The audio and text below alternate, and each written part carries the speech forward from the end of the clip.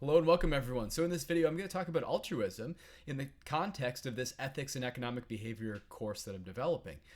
Here's a picture of my puppy. This means way more to me than it does to you. It's sort of nice code for myself because the image, the thumbnail when this file saves is going to have Onyx in it. And so that's going to be a particular picture of Onyx. And the next one's going to have this picture right here. So anyway, in this video, what I'm going to be doing is I'm going to be talking about altruism using actually these references. And there's one that's missing. So I'll bring that up here. The one that's missing is giving according to GARP, an experimental test of the consistency of preferences for altruism. I'll just scroll down to what I'm going to tell you about in a second. And the basic idea, the basic thing I'm going to develop here is the argument that, hey, look, we can model altruism without need for behavioral economics. Yes, indeed, some insights from behavioral economics are super useful for thinking about other regarding preferences, for thinking about altruism. We actually don't need it to be able to model altruism. And so I'll motivate that here.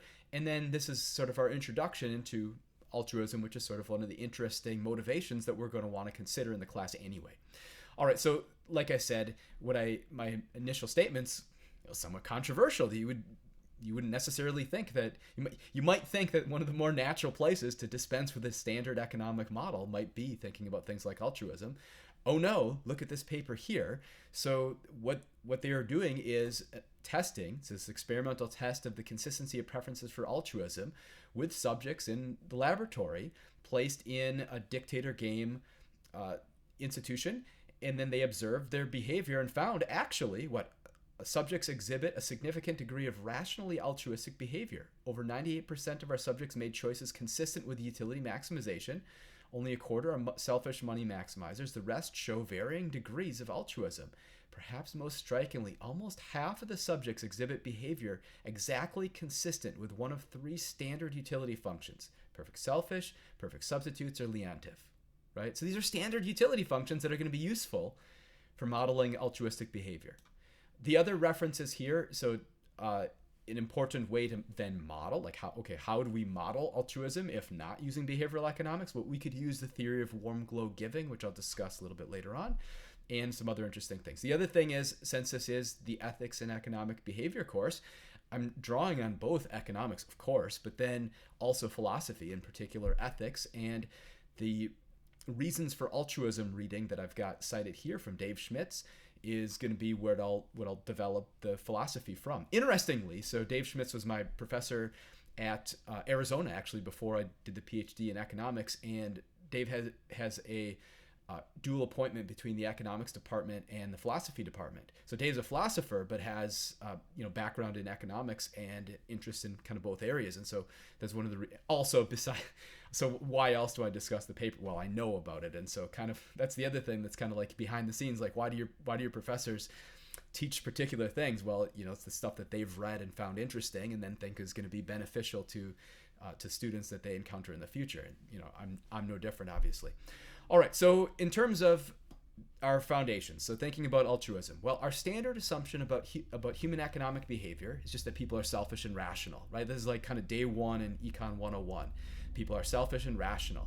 In particular, we're assuming that people are making a choice from a set of available options, and then they're going to select whatever they view as the best at that particular time. Now, on top of this, we could say different things about marginal reasoning, comparing marginal benefit to marginal cost. Okay, fine. But ultimately, we're assuming people are choosing their best option that's available. That's what we mean by rational, right? So this is what we mean by rational. People are choosing what's best for them. And then people are seeking to optimize their own private well-being. That's what we mean by selfish, right? So people are self-interested and they're rational. Oh, but there's an important observation. So in 2006, Warren Buffett announced that he would donate around 85% of his wealth to the Gates Foundation. Like this is sort of like one of the really famous things among kind of like billionaires in the U.S. is signing this agreement or this pact to donate a lot of their wealth to charity. So Gates, Buffett, and several others now have signed on, right? And so at this point, right, Buffett and Gates have given away over $30 billion. And this is it's not just billionaires. Like in general, individuals, estates, foundations, and companies gave away something like $373.3 billion in 2015 alone, right?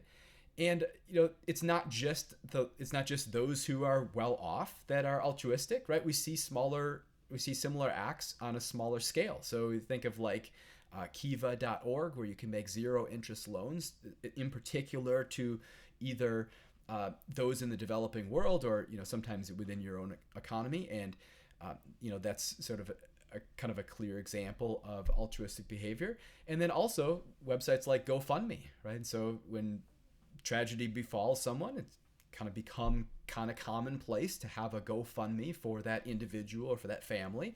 And so what's happened is you're sort of crowdsourcing, right, altruism. And so we see people tend to be motivated by altruism. People are philanthropists, right? Most people are willing to give at least some money to help others.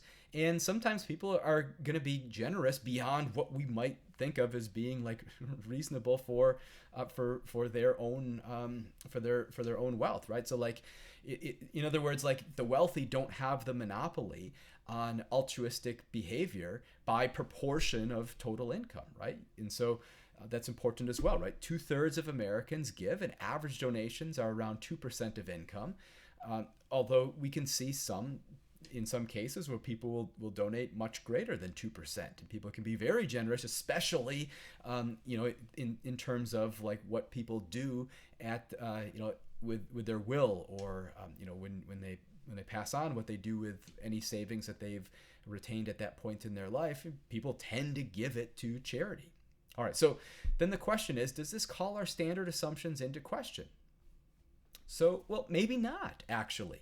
Maybe we can fit this into a standard economic model. So, in particular, we could say, or one view would be, maybe people believe giving to charity is actually the best use of their money, right? So this can happen for a variety of reasons. So firstly, it could be people simply want more of whatever it is that the charity does.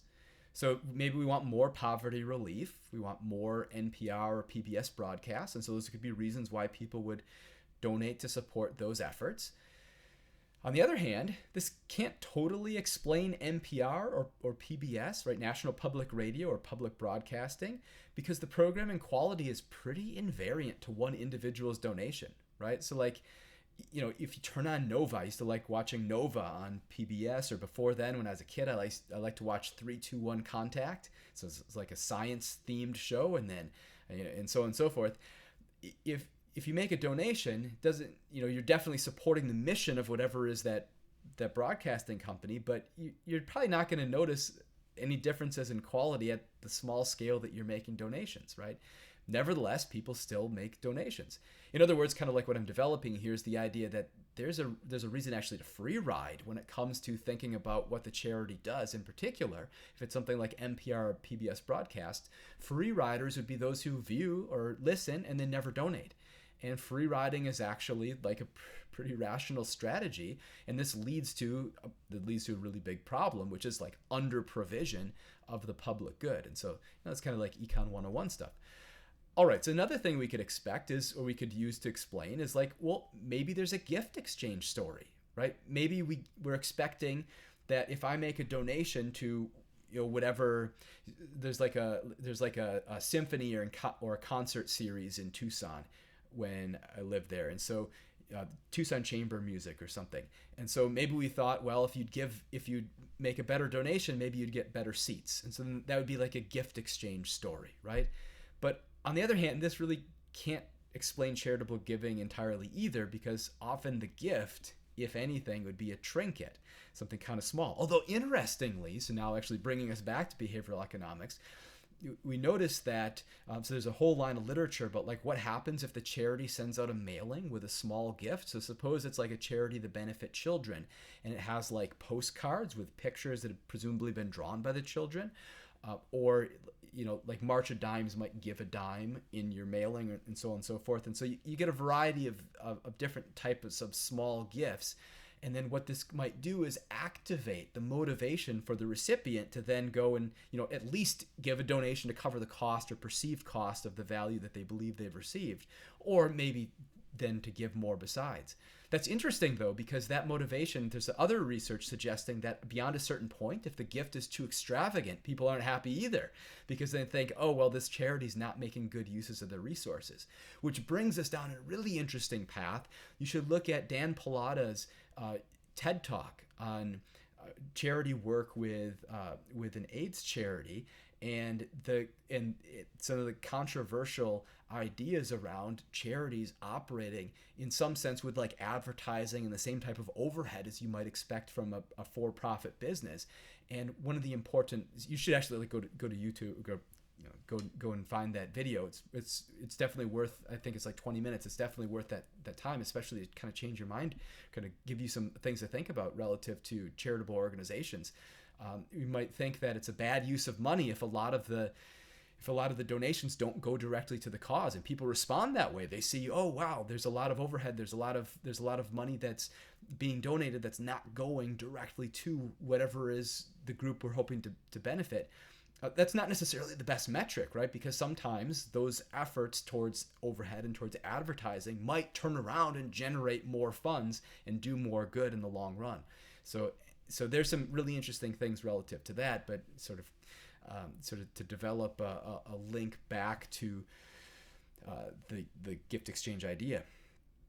All right, and then the third example is, well, people might gain some type of internal satisfaction. So this is like the warm glow giving.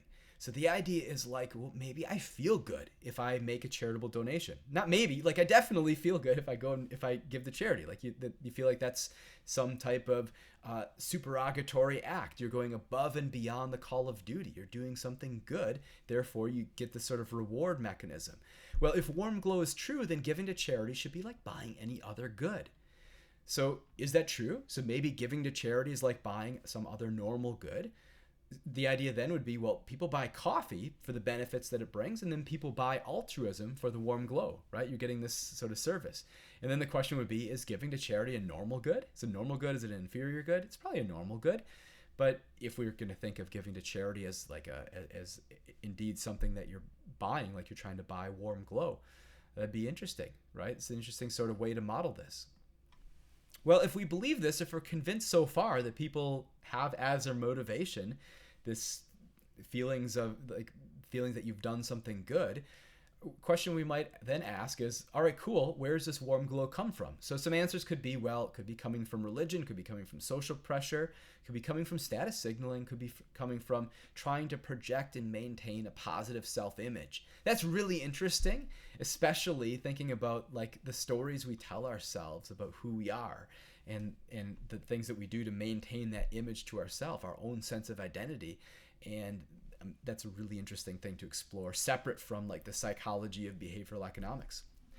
All right, so the next thing I want to do is all right, let me kind of summarize that part, which is all just to say we could model altruism as some other good, where people are trying to purchase subconsciously or consciously the feel good, the good feelings from having made this donation or having done a good deed, right? And so in that sense, people would make charitable donations to be able to purchase. That'd be one way to access this warm glow, this positive feeling. Okay, so now I want to switch into like the ethics portion. Think about philosophy. So this is where I'll pick up from Dave Schmitz. All right, so the first thing is we want to think about like defining some terms such as like selfish and self-regard. So pure self-regard is where a person doesn't care about anyone's welfare beyond their own, doesn't acknowledge constraints on behavior beyond those imposed by circumstances, legal, time, income. So other types of constraints that they would not be acknowledging would be like, moral constraints, right? So then the question is this really rational? Is it really rational to have pure self-regard? Like we're saying that somebody is going to be selfish and rational. Can you really be selfish and rational is the question. All right, so then we'll look and see some key departures from self-regard. I mean, ultimately, we might care about other people for a variety of reasons, right? We might care about other people in the sense that their own welfare enters our own utility function. What David would tell us to call this concern, right? So we could be concerned about other people. We care about other people's well-being, right? I mean, obviously. We may also then impose constraints when pursuing our goals. So, there might be forbidden or required actions based on how these affect others, right? So these are constraints not about how it affects me, but these are constraints based on how my actions might affect other people. We'll call that respect, right? So we might be motivated by things like concern and respect. All right, so to Dave, altruism characterizes types of actions, right? We could say an action is only altruistic if it's motivated by regard for others. And then we could say, well, concern or regard as a means to another end would not truly be altruism, right? So if I'm motivated by concern, or if I'm motivated by respect, maybe that's not exactly what we mean by altruism. To be truly altruistic, we want to be motivated entirely by regard for others, not just concern or regard as a means to another end, such as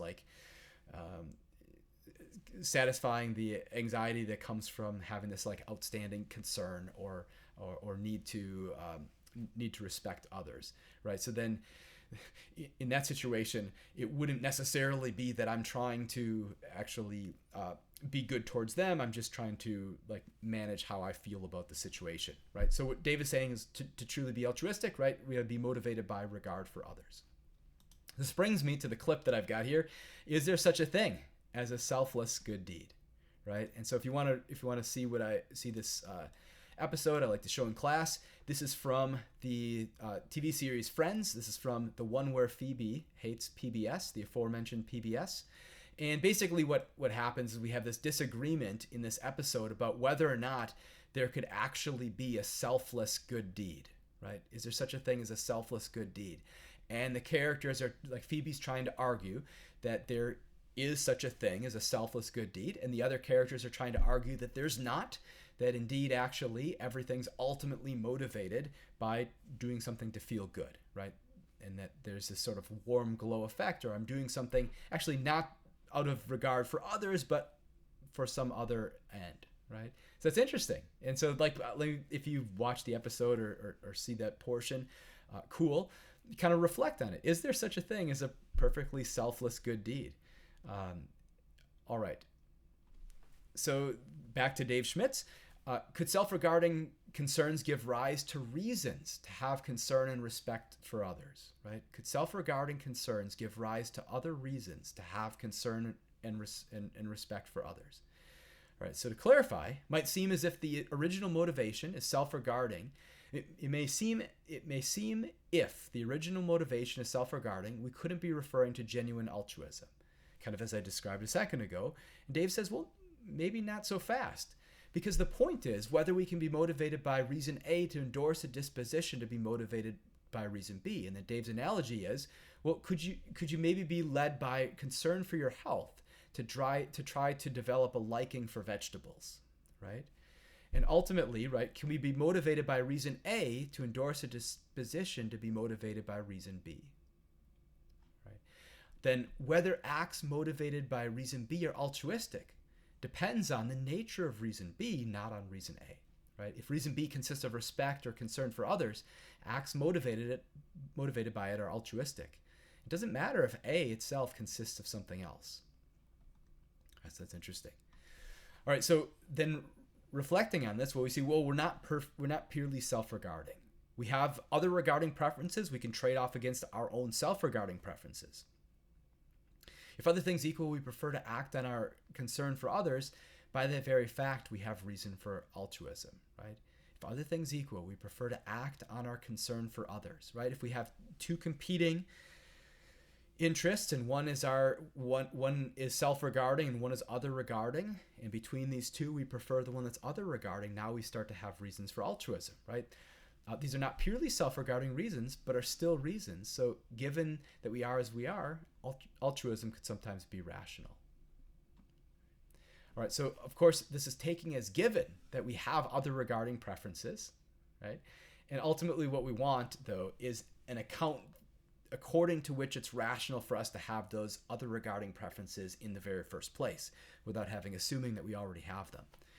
So what we want to do then is, if we were to abstract away our other regarding interest and then consider the matter just from our selfish perspective, would we ever have a reason from that perspective to affirm our other regarding interests, right? Could selfish interests give people reasons to cultivate concern and respect for others? Well, we have the story of like warm glow, but could it be the case that my own selfish interests give me reasons to exhibit concern and be respectful of other people?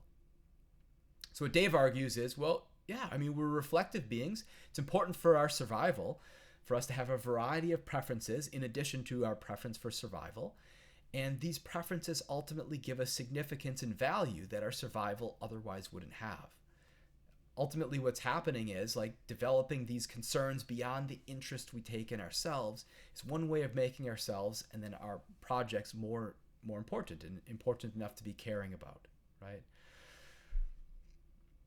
So we have self-regarding reasons to incorporate, as far as we're able to, other regarding preferences into our utility functions, right? To be internalizing other regarding concerns.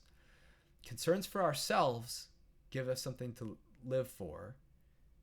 Concern for others as well as ourselves gives us more, right? This is kind of the important conclusion, right? Concerns for ourselves gives us something to live for. Concern for others as well as ourselves kind of enriches, gives us more. All right, so stepping away from the philosophy for a second, I want to jump back to thinking about altruism, thinking about, in this case, the model of the Dictator Game. So the Dictator Game is sort of a famous institution for experimental economics. And basically what's happening is we're trying to get insights into altruism. The setup works like this. In the Dictator Game, we've got two players. We've got a proposer and we've got a receiver. The proposer might have something like $10 and then is given the ability to donate some amount of that money to the receiver. The proposer is going to keep 10 minus X, where X is the amount they give to the receiver. The receiver keeps X. X can be anywhere from 0 to 10. And as you might imagine, in the empirical data, people do everything, right? Sometimes they give the whole lot to the other person. Other times they give nothing. A lot of times people will give 50-50. Turns out you've actually, whether you've been an experimental economics subject or not, you've played a version of the Dictator Game already, probably. It's the restaurant tipping game, for instance. So I guess there's probably some places in the world, I think maybe in Europe, where tipping might be banned there, if I'm correct. But if not, or if you've had some other experience with tipping, you've played the Dictator Game already. So basically the idea is like, if you're playing a one-shot game, you go to the restaurant, you know that you'll never return. There's no reason to worry about reputation considerations or reciprocity, right? If you only care for your own payoff, you should just leave a tip of 0. But that's typically not what happens. Like sometimes it is, like sometimes people leave a tip of 0, which is not good, but more typically people give a substantial amount. As a matter of fact, it's become sort of ingrained, at least in the US, into the expectation of the restaurant that the restaurant owner, restaurants are like one of the few industries where you're able to pay less than the minimum wage, because there's this assumption that the wait staff, servers are going to be receiving tips to supplement. All right, so which is another really important reason why not to tip 0, because now you've got people who you're essentially, if you go to a restaurant in the US and you leave a tip of 0, you're essentially taking money away from your wait staff. So you should not do that. All right, so how do people play the Dictator Game in the laboratory? Well, I mentioned this a little bit already. Retaining the entire endowment is the modal choice. Think about mode, median, mean. Mode means whatever is the observation that occurs with greatest frequency. Right? So most of the time people just keep all $10 for themselves. Lots of proposers give 0, somewhere between 20 to 60%, depending on features of the experimental design. But on average, people are going to be altruistic. On average, I shouldn't assume the motivation. On average, people are going to share some amount of that endowment. They're going to give around 25%, right? So somewhere between $2 or $3 out of the 10.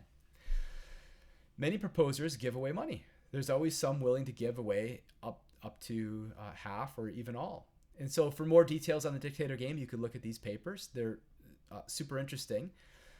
Here's the paper I mentioned at the outset. That is this one here.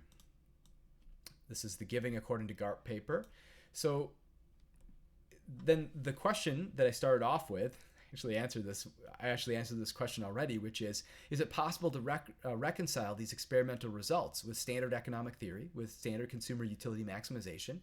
Well, what they did in this paper is they had the subjects play a modified dictator game, and what they did is they manipulated the price of giving. And ultimately, they presented subjects with different intersecting budget sets, and then what they are able to do is they're basically saying something like, for each token that I contribute, the amount that goes to the other person increases or is scaled by some factor. So it could increase or decrease, I guess. Ultimately, what they did is the final set of payoffs was like the payoff to the dictator plus P times the payoff to the recipient is M, the total money available, right? So the payoff to the dictator is like how many of the $10 I keep for myself. Payoff to the recipient is how much of the $10 I give to the recipient, and then we've got this P, which is some scaling factor, right? So suppose P was 1/2. So let's see. So then we'd have so of the $10 available, then I could keep 5, and then to make the sum up to 10, well, 5 goes to the recipient, but wait, we need 10 times. We need 10 times a half to get us 5 plus 5 is M, and so this would be scaling up the benefit that's going to the recipient. All right. Anyway, so they know for all but 3 out of 176 subjects, choices were consistent with utility maximization. Interdependent preferences actually need not be inconsistent with the standard economic model. We just need to have the right utility function to be able to model the behavior. That's sort of the punchline. Ultimately, what they did is they showed the the choices satisfied GARP. So here's GARP. This is kind of like, this isn't even like intermediate micro beyond a certain point. And some intermediate micro classes will talk about these two things. I don't in mine. I think of these as more like PhD micro, maybe master's micros topics, probably PhD micro topics. If X is indirectly revealed to Y, then Y is not strictly directly revealed preferred to X. And then ultimately, this is equivalent to showing the existence of a well-behaved utility function. So they back out what the utility function must be to model those preferences. Ultimately, they show that they can represent the proposer's choices by a standard utility function. Pi d, that's the final payoff to the dictator. Pi r is the final payoff to the recipient. So the dictator's choice is simply choose X to maximize utility. Right, so final payoff to the recipient. So if I keep 5, final payoff to the recipient must be 10 if P is 1/2, right? 5 plus 1/2 times 10 is 5 plus 5 is 10, right? So pi d, I should have had this slide earlier, sorry. The final payoff to the dictator is pi d, final payoff to the recipient is pi r. All right, there's been a lot of work on alternative explanations for the results of the dictator game beyond altruism. So there's some different types of criticisms kind of leveled at this experimental design. One worry would be like a lack of social distance. If the researcher was unknown to the recipient, but was known, if the dictator was unknown to the recipient, but known to the researcher, especially because think about how these experiments are taking place. These are like in laboratories on university campuses, and the researcher might be your professor or another professor in your major. And so maybe that would influence the choices that you'd give, because you wouldn't want to, I don't know, you wouldn't want to look selfish or whatever. Maybe you'd care in some way. The other thing, so then maybe a selfish but self-conscious, that's not what I wanted to do. Maybe a selfish but self-conscious dictator would give when they'd actually rather not. And so what's the problem? Their observed behavior would be different than their underlying preferences, right? So to be able to deal with some of those issues, well, you could think of what happens with a double-blind protocol. So double-blind protocol makes it such that the researcher can't know the choices for sure. The way that they did this in this paper was ingenious. They had envelopes, and the envelopes had $10 and then 10 sheets of paper. So if I was a proposer, I'd get my envelope. It had $10 in singles, right? Single $1 bills. And then I'd go into this booth, and there'd be an envelope there with 10 sheets of paper.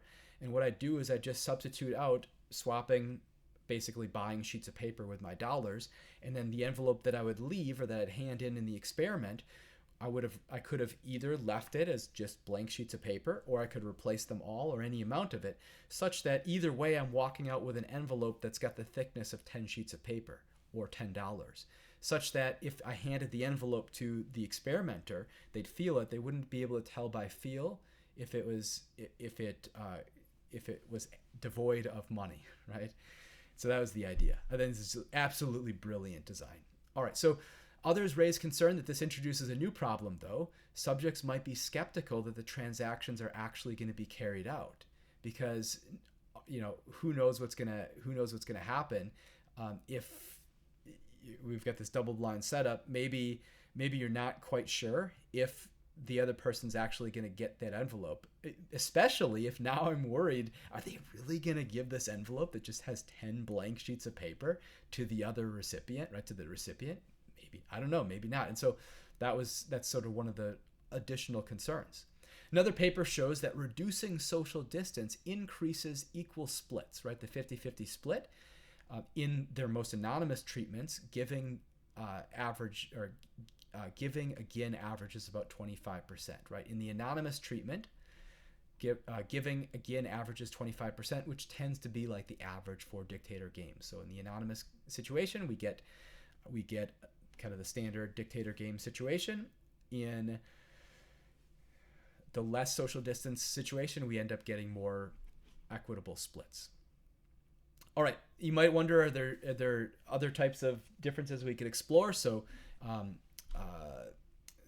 in this paper, Andreoni and Westerlund find on average men and women are equally altruistic but differ on the sensitivity to price.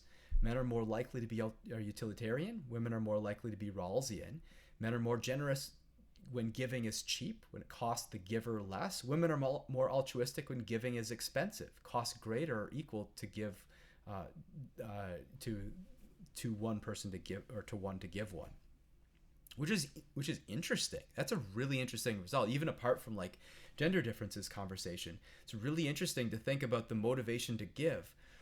Do you value giving more when it's cheap or expensive? Right? You could think of the important psychology behind this. Do I feel worse? So here's two motivations. Maybe I feel worse if I don't give when it's easy to do so. Like if I give $1 and it gets scaled up to, it becomes $100 to the other person. Maybe I feel really bad if I don't give. On the other hand, maybe if it's really costly to me to give, I feel like I've done something that much more commendable. Who knows? I don't know. So there's some interesting research here. In terms of like Rawlsian or utilitarian utility functions, the top one would be like a utilitarian utility function. So maximizing the sum of utility, where U1, U2, up to UN are the utilities for individual, 1, 2, and then the nth person. The Rawlsian utility function would be maximizing the minimum, right? So the minimum, whichever is the smallest of these, we want to minimize. Whichever is the smallest of these, we want to maximize, right? So that's interesting. Remember, utilitarianism is thinking about like promoting the greatest amount of happiness. The Rawlsian sort of political philosophy is thinking about trying to bring about the circumstances that most benefit the least well off. Two very different motivations, obviously. And then the other thing you could think of as building a social utility function is we could weight these. So you could put like an alpha 1, an alpha 2, an alpha n, or an alpha 1, alpha 2, alpha n here. And then you could say, well, you know, maybe I'm going to particularly weight the priority or the precedence that one person's well-being might have in our social utility functions, such as like maybe we prioritize the well-being of children or the elderly or whatever is the case. All right. So ultimately, there's ample evidence on altruistic preferences in experiments. Where do altruistic preferences come from in the first place? A lot of different stories. Could be culture, could be psychological development and socialization, could be innate wiring. So fMRI scans are interesting. But as of yet, that's still kind of an open question. We observe behavior that looks like altruistic behavior. We can attribute altruism as the cause for those behaviors that we observe, But then it's really difficult to identify, well, okay, if people have altruistic preferences, why? Where's this coming from? That's something to research, something to look into. So anyway, I hope you enjoyed the video, and I'll go ahead and conclude here.